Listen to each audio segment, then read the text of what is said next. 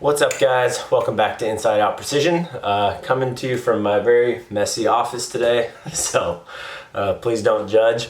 But today we're going to talk about stabilizers, specifically for a hunting setup. So I get a lot of questions on what length and how much weight, should people run? Should they run a back bar? So we're going to kind of touch on how to choose the right length and then playing around with the weights till you achieve the hold and the accuracy that you're desiring.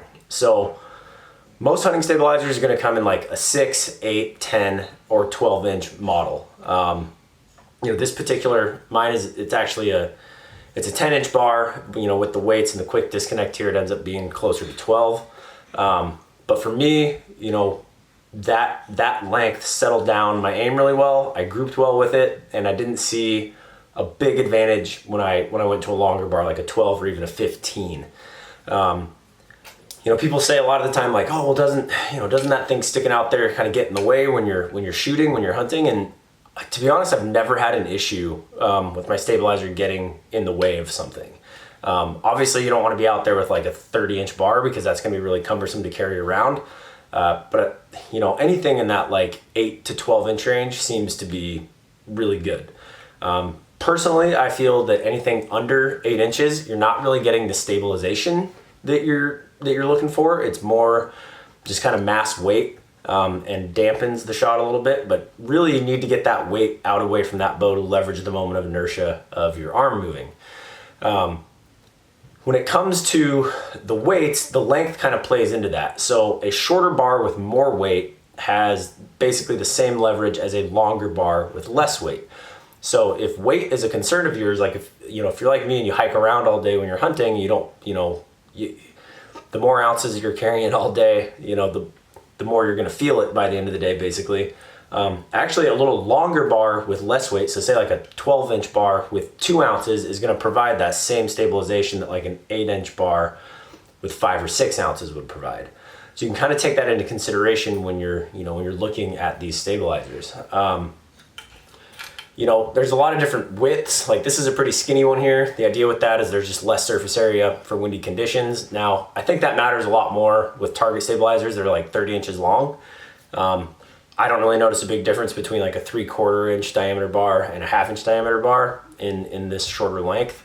But like I said, there's a lot of different configurations of them. But what you want to look for is one that is just a lightweight carbon bar. There's not a lot of weight in the rod itself here. All the weight's at the very end because that's what's going to give you that stability.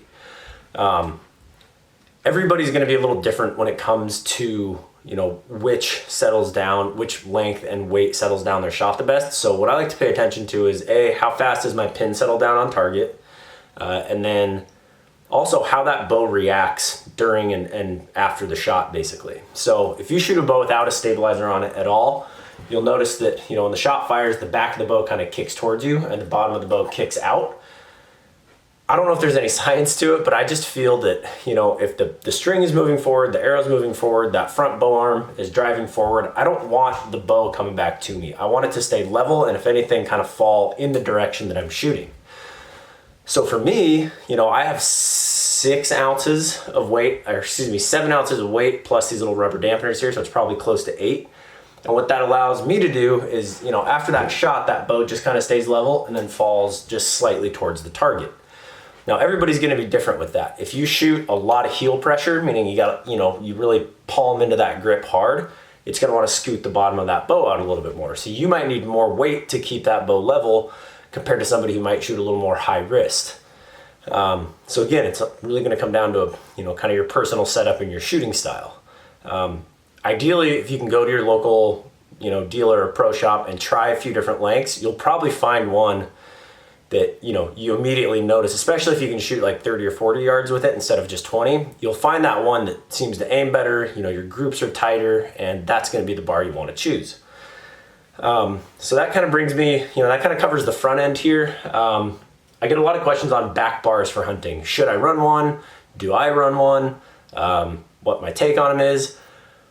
Basically, I think that, a back bar undoubtedly helps the bow aim better. Pretty much everybody who shoots target archery is going to have a back bar on there. For me, I kind of have to kind of weighed the pros and cons of it, because for my style of hunting, you know, here in Oregon, like I'm in on the west side of the state, it's really brushy, it's steep, you know, lots of times I'm strapping my bow to my pack, or I carry it, you know, up over my shoulders like this, and it just kind of sits on my pack frame. And for me, it's not so much the weight issue that bothers me, but it's just having that bar out here just makes my bow really cumbersome. When I put it up over my shoulders, it wants to fall backwards. If I'm carrying it by my side, I'm always kicking it with my shin and making noise. And, you know, yes, it aims better, but it's not such a difference in accuracy and stability that I feel the need to run one. Now, that's not to say that if you are confident with one and it's working for you, that you should take it off just because I'm saying that, you know, it's cumbersome. It's going to be a very personal preference. You know, if I was just sitting in a tree stand or ground blind all the time, I would probably run one, because I'm not worried about, you know, carrying my bow anywhere. I just got to get it to the blind and then I'm good to go. But from my kind of run and gun hunting style, it just, you know, it just kind of gets in the way more than it helps. You know, I'm very confident with this bow out to 80 yards with just a front bar. So that's my take on back bars. You know, if you are going to run one, generally speaking, it's going to be 2 inches shorter than your front bar. So if you're running like a 12-inch front bar, you could run like a 10-inch back bar or an 8-inch back bar.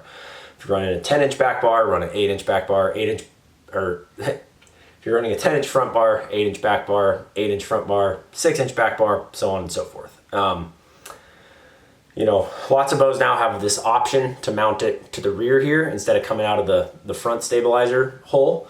If that's the case, you know, it's going to start 2 inches further back. So if I have a 10-inch front, but I'm going to mount my bar back here, I could just mount like a 6-inch bar, and it's going to put that weight in the same position as a 10-inch bar would, or an 8-inch bar would, if mounted on the front of the stabilizer or front of the bow.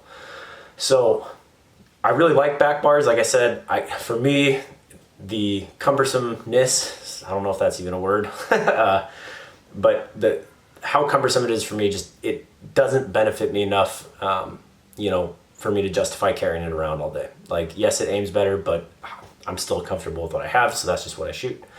One nice benefit of them, though, is that when you put your quiver on there, like a quiver full of arrows is going to definitely change the balance of your bow, and by running a back bar, you can kind of offset that. So yes, it's going to increase the mass weight of your bow, but it's just the balance will still be something that you're used to. I've kind of circumvented that with this sidebar mount here. So this just offsets my front stabilizer like 2 inches, and with my tight spot quiver on there, it does a pretty good job of just keeping that bow well balanced.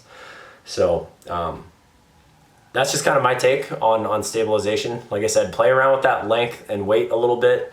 I think pretty much every company, you know, it's going to come with like 3 to 4 ounces on the front, and then you can buy weights to add to that if need be. So yeah, if you have any questions, please feel free to comment below or hit me up on Instagram at inside_out_precision, and I'll do my best to get back to you in a timely manner. So anyway, until next time, guys, remember, keep it in the middle, and remember, precision is a decision.